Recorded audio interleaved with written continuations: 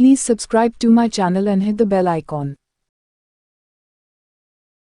बहुत समय पहले की बात है, एक गांव में एक मूर्तिकार रहता था। उसे एक मूर्ति बनाने के लिए पत्थर की आवश्यकता थी।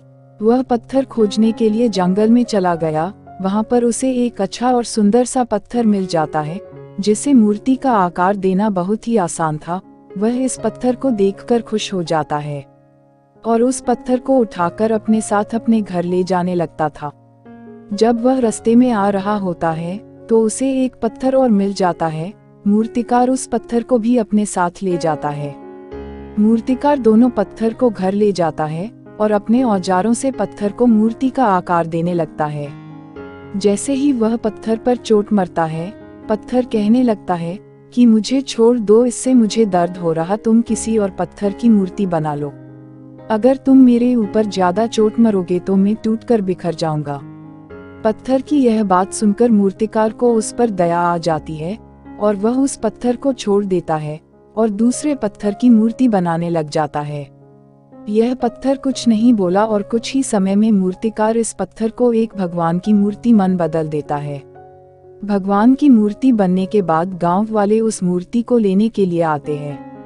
जब गांव वाले उस मूर्ति को ले जाने लगते हैं तो वह सोचते हैं कि मूर्ति के पास नारियल तोड़ने के लिए एक पत्थर की आवश्यकता और पड़ेगी। इसके लिए वह दूसरे पत्थर को भी अपने साथ ले जाते हैं।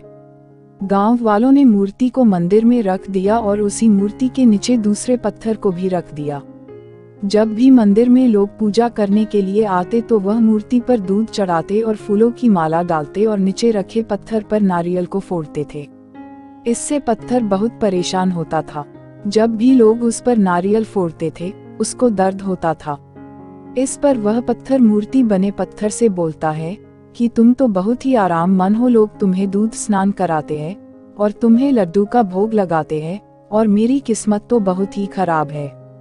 इस बात पर मूर्ति वाले पत्थर ने जवाब दिया कि मूर्तिकार तो तुम्हें मूर्ति बनाना चाहता था, लेकिन तुमने दर्द की वजह से इनकार कर दिया। अगर तुम उस समय ऐसा नहीं करते तो शायद आज मैं तुम्हारी जगह पर होता और लोग मेरे ऊपर नारियल फोड़ रहे होते। लेकिन तुमने शुरुआत का दर्द सहन नहीं किया और तुमने आराम का रास्ता चुना, जिसकी वजह से अब तुम्हें दर्द सहना पड़ रहा है। यह बात उस पत्थर को समझ आ गई और वह आगे से कभी कुछ नहीं बोला। जब भी लोग उस पर नारियल को फोड़ते वह सभी डक हंसकर सहता था। जब लोग मूर्ति को लड्डू का भोग लगाते थे तो उस पत्थर पर भी लड्डू का भोग लगाते थे। मॉरल ऑफ द स्टोरी, इस कहानी से हमें यह सीख मिलती है कि हमें कभी भी किसी भी कठिन से कठिन परिस्थिति में घबराना नहीं चाहिए, क्योंकि शुरुआत में हमारे जीवन में कठिनाइयां आती है लेकिन बाद में सब कुछ ठीक हो जाता है।